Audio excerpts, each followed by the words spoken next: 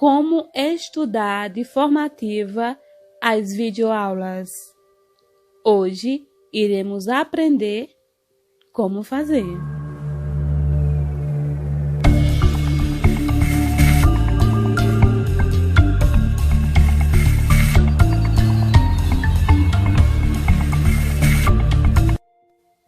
A videoaula é um ótimo material didático. Porém, durante a videoaula, você não pode ficar passivo. Videoaula não é um filme que você assiste. Por isso, você deve estudar ativamente e não assistir como se fosse um filme. E como devo estudar? O planejamento é o primeiro passo e é a partir dele que você vai estruturar seus estudos. Faça uma planilha com o cronograma de estudos, temas das aulas da semana. Você pode colocar o tempo de duração da aula, o que você quer aprender com essa aula, o tempo e o horário de estudo. A partir deste cronograma de estudos, você vai estudando, marcando o que já estudou e fazendo as atividades referentes à aula. Planejamento elaborado, é hora de estudar. Vamos à metodologia de estudo. Anote o tema da aula e comece a assisti-la. Pause o vídeo na parte que encerra uma explicação e faça as anotações necessárias em seu caderno. Terminou de fazer a anotação? Faça uma autoexplicação, ou seja, explique para você mesma o que anotou, tentando lembrar do máximo de informações falada pela professora. Não é para ler, é para explicar.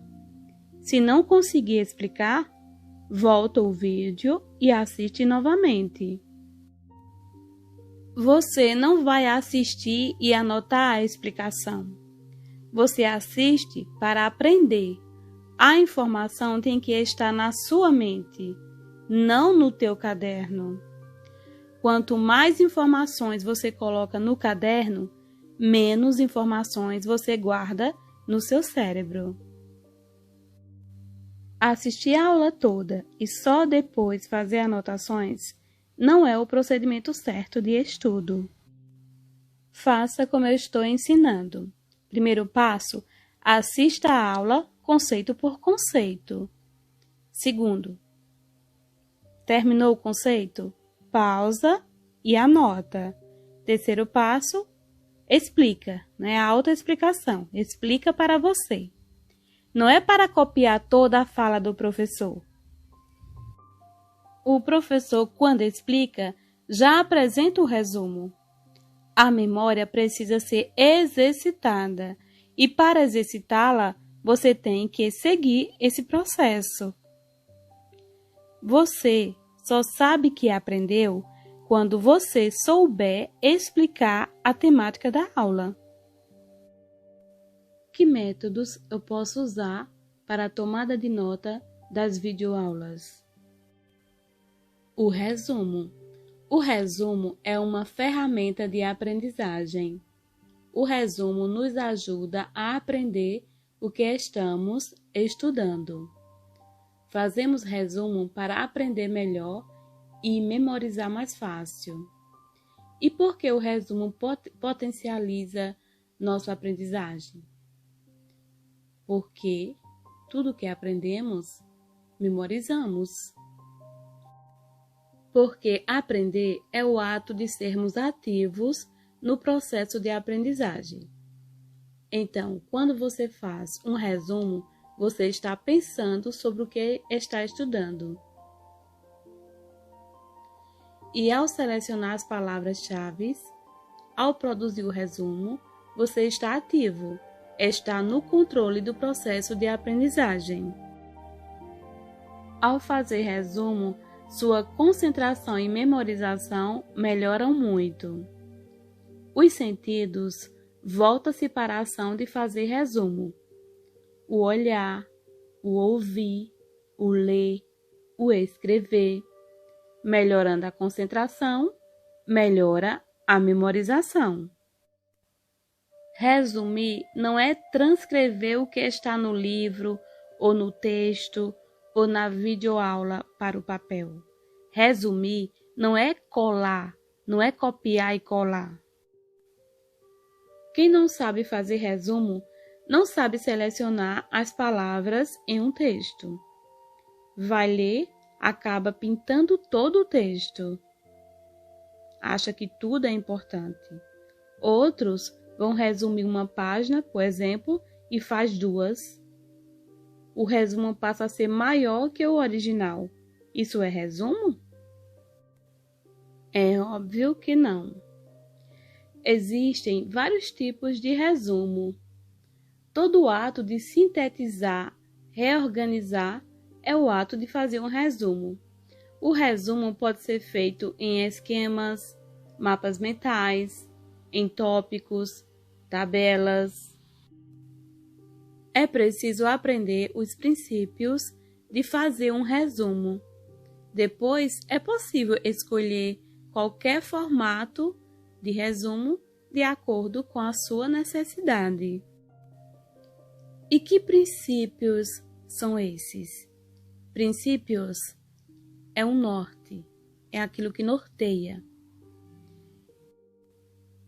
Primeiro, você deve utilizar sempre palavras-chave.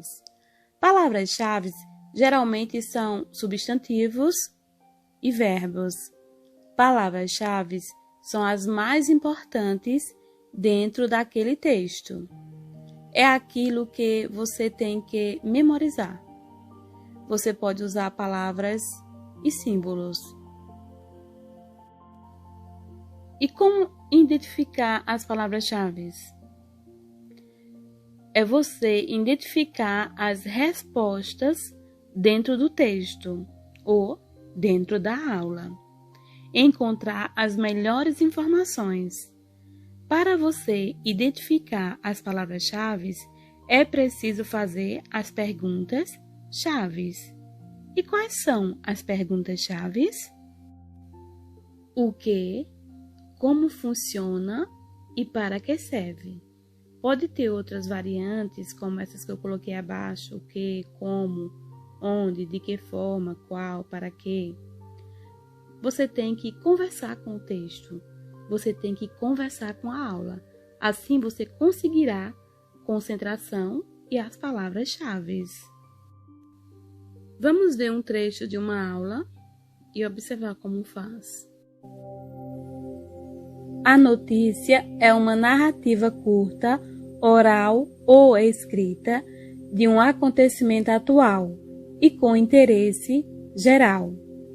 A notícia contém sempre uma novidade. A notícia é um gênero jornalístico, um dos gêneros mais importantes do jornalismo. A notícia tem por objetivo informar a população dos fatos, acontecimentos mais relevantes, mais importantes. No jornal, então, de uma forma rápida, o núcleo aqui, o nosso tema, o nosso sujeito é a notícia, é o tema. E os subtemas? Só eu fazer as perguntas. O que é uma notícia? Um gênero jornalístico. Como funciona? Como divulgação de fatos. E para que serve? Para informar. Observem, eu usando as perguntas-chave, eu encontro as palavras-chave. Ao fazer as perguntas-chave, encontramos as palavras-chave e já entramos no segundo princípio, que é topicalizar, onde eu posso colocar essas respostas em tópicos, em uma estrutura de tópicos, ou seja, uma informação embaixo da outra.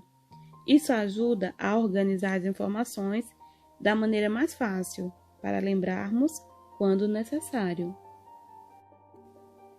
A organização em tópico, cada um em uma linha, chama a atenção do cérebro e ajuda a memorizar a informação. Nosso terceiro princípio é hierarquizar as informações. A hierarquização complementa a topicalização, ou seja, os tópicos. O que é hierarquizar? Você organiza os tópicos e subtópicos, ou seja, organiza tópicos e subtópicos. Assim, os tópicos, pela hierarquia, vêm primeiro e os subtópicos depois. Nosso quarto princípio é a utilização das cores. O que lhe dá mais prazer? Ler um texto preto e branco ou colorido e com imagens? As cores trabalham com a parte do nosso cérebro emocional. O ato de ler faz parte do cérebro racional. Agora, identificar cores é uma função do cérebro emocional. Então, se você equilibrar o racional e o emocional na aprendizagem, terá bem mais sucesso. Então, utilize cores no seu resumo. Deixe-o mais atrativo. Título de uma cor, informações de outras, observações de outra. Quanto mais colorido ele for, mais interessante será para o seu cérebro. E nosso quinto princípio é fazer conexões. O que são conexões? Conexões são setas que você utiliza para conectar uma informação à outra. Você pode utilizar chaves, parênteses, colchetes. Existem inúmeras formas de fazer essas conexões. As conexões vão ajudar a escrever menos. As conexões são muito usadas nos mapas mentais, mas você pode utilizar em qualquer tipo de resumo. Trabalhe com as conexões.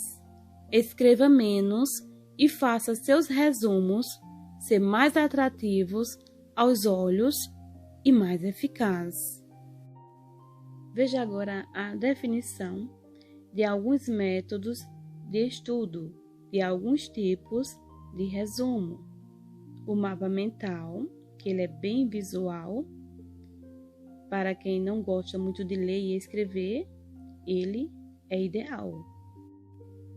O segundo método é o método Cornell, que é o que eu mando vocês fazerem, que consiste em dividir uma folha em 3 seções, uma para colocar os tópicos e as palavras-chave do assunto estudado, da aula ou do texto lido, outra para explicá-los de maneira que compreendeu, o mais simples possível, e a terceira parte é para resumir todo o conteúdo das 2 partes anteriores de maneira mais objetiva, da maneira mais objetiva possível. Temos a autoexplicação, que eu já orientei aqui. Consiste em você explicar a você mesmo o que você entendeu sobre a aula. A técnica Pomodoro, que consiste em você intercalar o estudo e momentos de relaxamento. 25 minutos estudando e 5 minutos relaxando, fazendo algo que o distraia, que o relaxe.